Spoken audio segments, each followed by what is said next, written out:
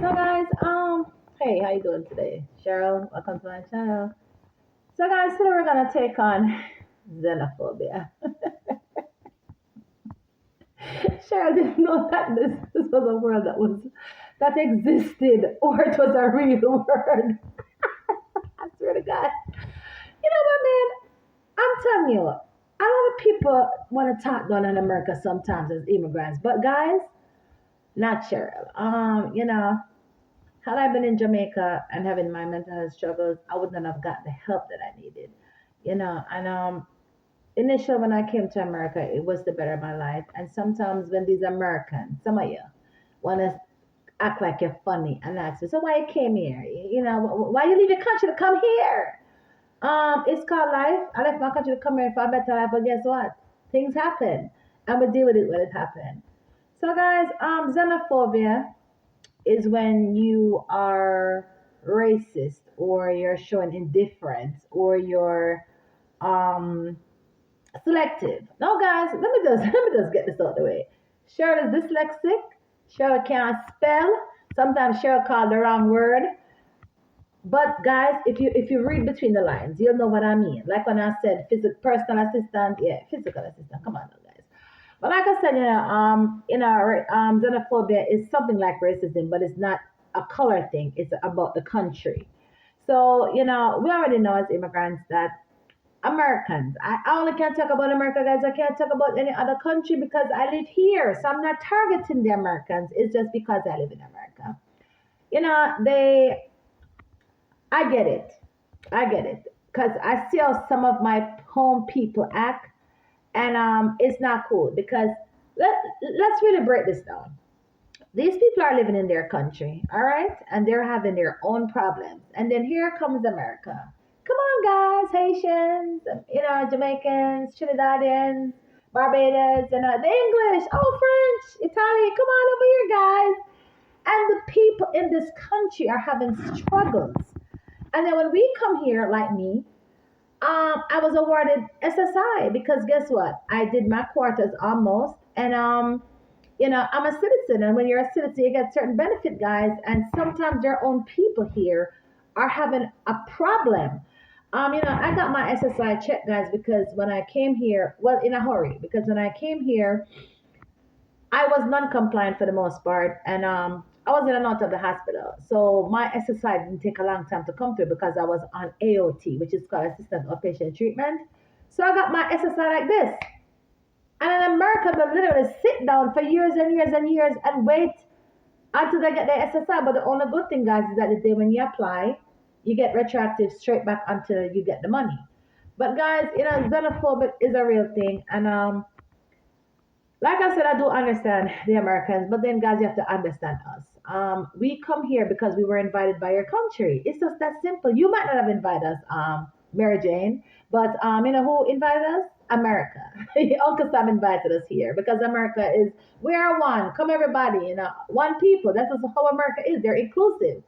So when we come here, guys, because we're from the islands, our dollar is devaluated a lot. So let's take Jamaica for example, and don't quote minutes because I've been to Jamaica in about 12 years. But the last time I checked, our Jamaican dollar was worth $1.50. All right, not $1.50, $150. So picture this: one US dollar in my country is 150 Jamaican dollars. Are you getting this? So when we come here and you guys are holding out for the $15 job, we will literally come here and work for 10. Because guess what? Anyway, a ticket is more money than we used to get back home. And it's not fair to judge us and hate us because we take the jobs that you don't want. You have to respect us at some point. Now, you guys hear me talk about Spanish people. We're going to talk about it. Spanish people is one of the first people on the bus every morning and the last people at night. So are the Jamaicans, so are the Haitians, so are a lot of West Indian people or people from other countries that come here. We're hard workers. And I'm not saying that Americans are not hard workers, guys, but I'm saying you cannot take away from the fact that we come here to work. And some of the jobs that you don't want to do, we do it. It is what it is. And you can't blame us. What about start coming out of the house for the $10? Then stop trying to shame us for coming out for the $10 and trying to hate us for coming out for the $10.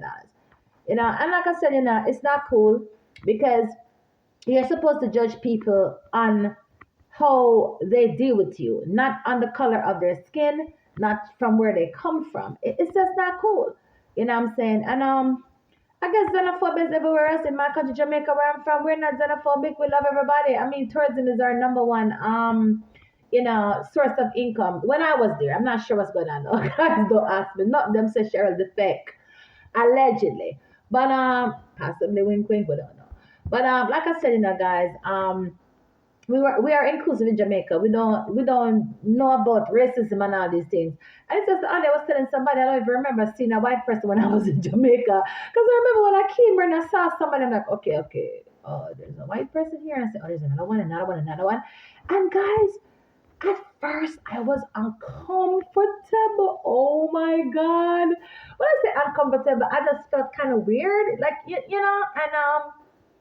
after a while, I just got used to it, guys. Same thing with the homosexuals. In my country, we do a different thing out there. We're not gonna say what it is allegedly because we're not gonna blast Jamaica. We know what to do out there, but things have gotten better. But since I've been in America, guys, I love everybody. And when I say I love everybody, I mean I love everybody. Sometimes people misunderstand me because if I have a problem with a white person, we're dragging a white person. If I have a problem with a Spanish person, we're gonna say Spanish people. But it's just because I'm very descriptive when I speak. So it's not that I don't like the whole Spanish race. It's not that I don't like the whole Caucasian persuasion race. No, I just don't like the person or I'm having an indifference with the person who I'm having a problem with. And I live in a town that's the racism is very prominent over here, guys, and it's hard for me. But I have a lot of white people that's cool to me, guys. You know what? You know that one white person that said, "I got a black friend." Okay, sure, got a lot of white. Well, we're not gonna say friend. Well, all right, guys. Friends in the dictionary is basically what you would call a friend. An acquaintance that you meet.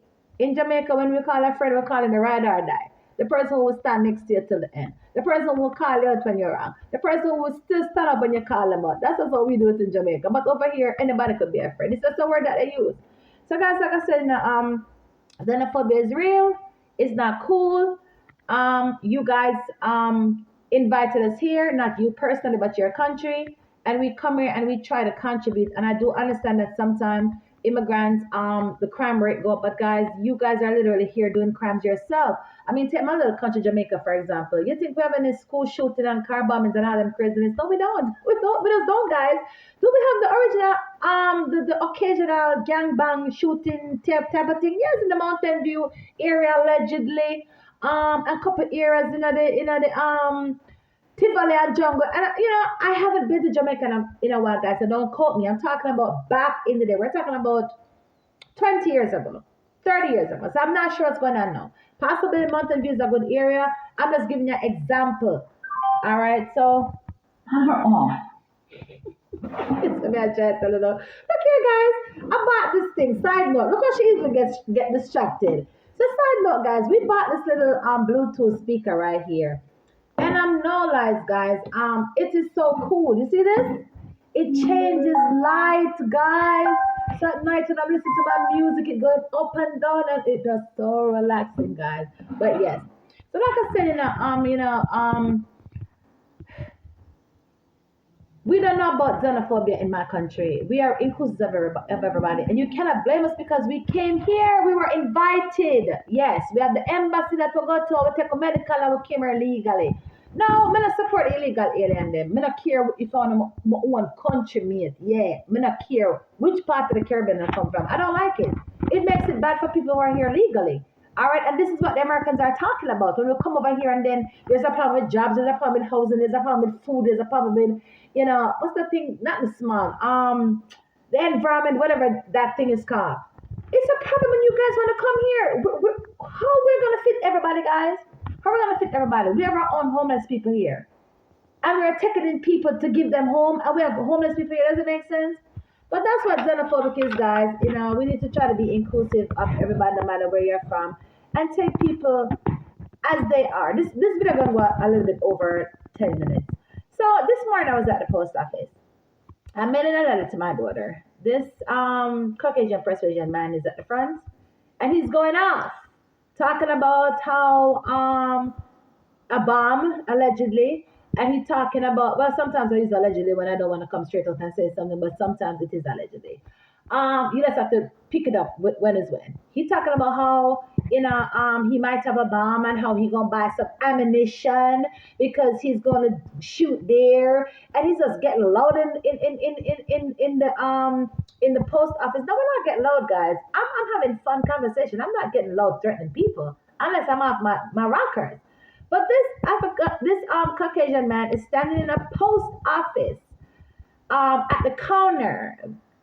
I was so I felt so uncomfortable that I almost called 911 and said, "Hey, come and see what's going on with this man," because you're talking about thousands of ammunition, you're talking about a bomb, and you're talking about killing deer. Is it really deer you're killing, sir? And then another Caucasian persuasion man says to me, "Oh no!" When I said to him after he walked out, I said, "It's a man like this that would possibly go in and shoot, do a school shooting." No, we know him. It's a man down the block. Okay, make it was Cheryl. Yeah, you still call him a skin, make it was Cheryl. In the post office, I talk about bomb and about ammunition and about kill deer. They won't even hear the word deer, they must hear kill. And the next thing I know SWAT outside the post office and they might drag me off somewhere. And that is what I'm talking about. All right. It is not cool. If they're saying that as a black person, if you say something is intimidated, okay, for a white person, it's the same thing. Why is it that when a white person call the cops, they're here before the phone hang up, and when a black person call the cop, you have to call back 5, 6, 7 times. If you don't mind trying to get a business signal, what's that all about? Are you saying that because I'm black, I can't need the police?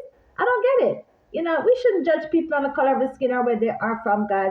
We should try to be inclusive and xenophobic is a real thing, guys. It affects us all. And this is why there's always a problem with us being immigrants and there's always a fight. And we have to try to make it better, guys, and I don't know, and probably we have to try, these people in the other countries have to try and solve their own problem because America cannot solve everybody's problem. But I mean, probably I'm being a hypocrite because I came here legally. So because I came here legally and I'm a citizen of this country, I'm an American. As a matter of fact, I have three nationality. I'm a Jamaican, I'm an American, and I'm a Canadian. I sure am triple citizenship, triple dual citizenship, whatever they call it. I do have it. I don't tell everybody, but I can tell you guys. Yeah, and I don't walk around and tell people this, but yeah, I was a Canadian. Then I was born a Jamaican, and I came here and I'm an American, so I have three citizenships, guys. But anyways, so that's what xenophobic is, guys. It's when people treat people from another country differently, and they want to class us and want to be mean to us and talk down to us, and we can't get the jobs, the good jobs. They don't want to give us the jobs that nobody wants. But guys, let's try to do better. Let's show love, guys. I'm out. Ooh, I don't want the video to reach 15 minutes, guys. I look here, see if it goes on and say, "Oh, my fat." Me not that fat. Let me stand up and show now. Hold on, let me see if I can stand up and show now a full body picture. Because when I sit down, guys, I kind of start. I mean, I'm still heavy set. Don't mind. I'm still heavy set. But I mean, when I sit down, everything starts to drop down. But I mean, I'm still on my weight loss journey, guys. And I'm trying to lose the weight. I'm stuck at kind of 200. I came down from 250. Even when I was back in the day, I never really reached 250. The most I reached was like 217. But anyways, guys, so we're still on the weight loss journey. But like I said, we should try to be inclusive of everybody. Sometimes, high class people, let me say, yeah, man, the Spanish people, them, the white people, them, the this people, them. But that's because I'm angry. But it's all said and done. Let me tell you something, man. I went to the McDonald's one day, and man, this Spanish lady was so nice to me because I tend to be very picky with my food, and I could annoy a lot of people. I was actually thrown out of a golden crust because I tell the man, say, "Look here, I want a dumpling on top, get to the bottom, and I want a gravy tray off the aisle." The man said, "Look here, lady, too early in the morning, come out of my restaurant." I was like, "What?" So guys, and I went into the McDonald's and I said to the lady, ma'am, instead of about the pancake platter, and I said, "Ma'am, I don't want the sausage. Can I get bacon?" And she said, "Okay, mommy, no problem." And I said, "I don't want the extra biscuit. Can I get the potato something? Forget what I'm calling it." And she said, "No problem." And let me tell you something, man. That lady was so nice that I didn't have any money on me, but I went somewhere and got some change on the way back, a peeler of $5. I'm telling you, man, as a matter of fact, you want to know honesty? My own Jamaican people have been nasty to me the 20 years I've been in this country. I'm yet to find a Jamaican, that's good to me. How about that? Anyways, bye.